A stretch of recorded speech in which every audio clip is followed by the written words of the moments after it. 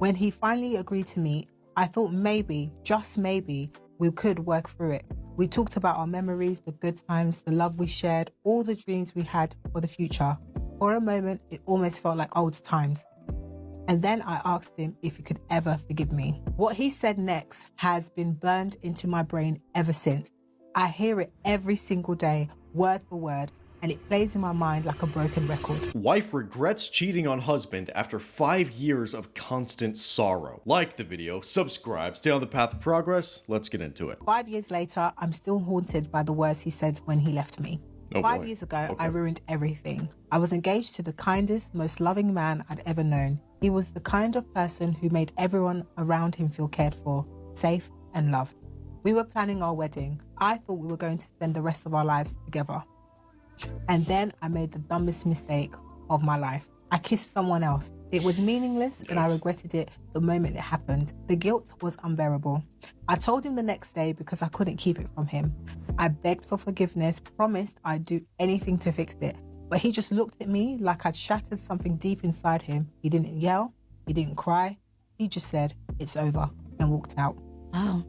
Gee. I tried to reach him for weeks. He ignored every call and text. Eventually, I wrote him a long letter apologizing and asking him for one chance to talk. When he finally agreed to meet, I thought maybe, just maybe, we could work through it. We talked about our memories, the good times, the love we shared, all the dreams we had for the future. For a moment, it almost felt like old times. And then I asked him if he could ever forgive me. So they're engaged, and one day she goes out and kisses another man. That's what it was. And the thing is, bro, the good women don't even put themselves in situations where things like that are likely to happen. She would be maximally concerned with how you view her. That's how good women are. She would want you to know that she is 100% for you, 100% loyal to you, and would not want to risk that ever, because she would understand that men highly value that. They highly value the loyalty and having that woman completely to himself. So the good women would never put them in situations like going out to a club, hanging out with an ex, having guy friends, any of these things, because she would want you to know that she is 100% for you and no one else. So just the fact that she's putting herself in situations like that is a big red flag. And then I asked him if he could ever forgive me. What he said next has been burned into my brain ever since. I hear it every single day, word for word, and it plays in my mind like a broken record. I hope someone comes into your life who makes you feel loved and safe just to betray you. I hope you spend every day wondering if the people you trust are lying to you. I hope you never feel secure in love again. I hope even when things seem perfect, there's a part of you that can't shake the doubt. I hope every "I love you" you hear makes you wonder if they really mean it. And when it all falls apart, when it breaks you, I hope you remember that this is what you gave me. Oh my God, bro. He didn't Whoa. say it to be cruel. Whoa. He wasn't a cruel man. He was the kindest, most selfless person I'd ever known. That's what makes it hurt so much. He said it because it was the truth, because that's what I did to him. He got up and left, but his words stayed. They live in my head, echoing constantly. Every night when I try to fall asleep, I hear them again. Every time I feel even a little happy, they come back to remind me that I don't deserve it. I've tried to move on, but I can't.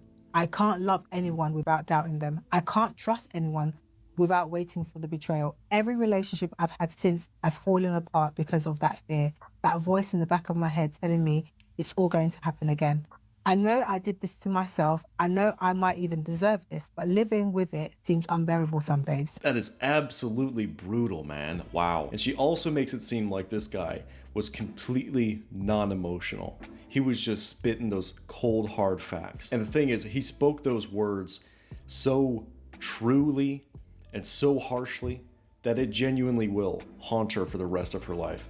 That was a mistake that she will look back on for the rest of her life. I can guarantee you that. And that's what it is, man. That's the harsh reality. This is exactly why women need to be careful with these situations that they're putting themselves in. Because you have to understand that Women are emotional, okay? This is just how they're built. So with that, you have to understand that in the right circumstances, cheating may occur. The right guy at the right time with the right game. Who knows, bro? But the thing is, the good women just wouldn't be in that situation to begin with. They just wouldn't. They'd be at home taking care of their man, taking care of their family, not doing any of that 304 shit. I still know where he lives. He didn't move out of the apartment we used to share.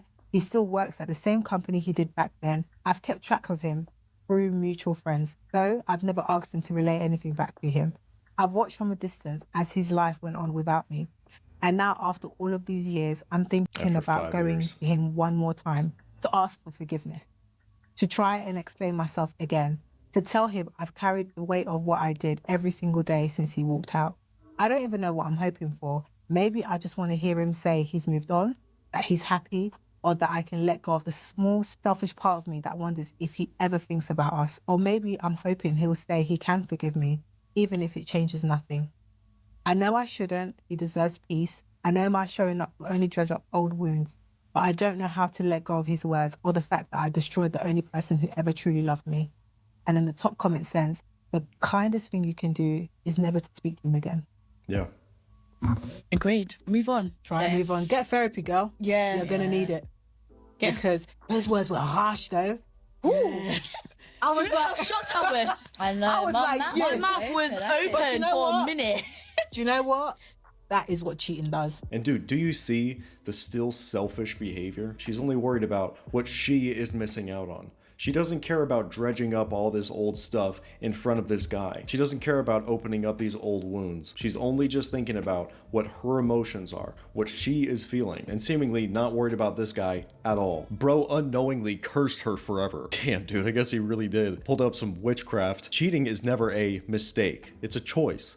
Never believe their explanations. They're just trying to shift the burden onto you.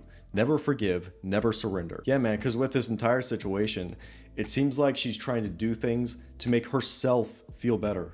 Again, it doesn't have anything to do with this guy. She just wants to feel better about how poorly she acted. But my man acted like an absolute boss. Holy cow, man. He went scorched earth on her ass. My ex-wife cheated on me, and I've not been in another relationship since our divorce. I don't ever think I'll allow myself to be that vulnerable again, to trust someone that much. Damn, bro. And this is the effects of women cheating, man. There's a reason why traitors are punished so harshly, because they're the ones that is closest to the home.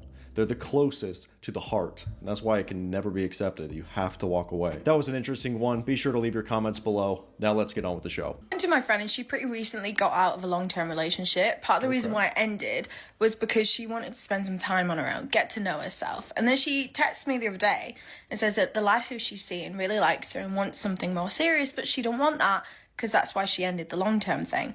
And I say, well, respectfully, Queen, if you want to get to know yourself in a single context, then you're gonna have to be single. Like, you can't have people on your phone, you can't be going on these dates, because you're just getting yourself in more situations and you're not getting to know yourself in the way that you had wanted to when you ended the long-term thing. And she was like, no, I hate that idea. I hate the idea of sitting alone with my own thoughts. Dude, I swear, when so many women say, I need to find myself, I need to know who I am, it literally just means jumping from guy to guy.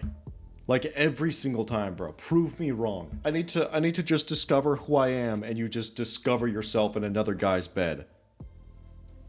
That's tough, but I would definitely take that as a red flag. If she just gets out of a long-term relationship and she's already with another guy, dude, the red flags are there, bro. More than likely, she was already talking to that new guy, and he played a pivotal role in ending that relationship.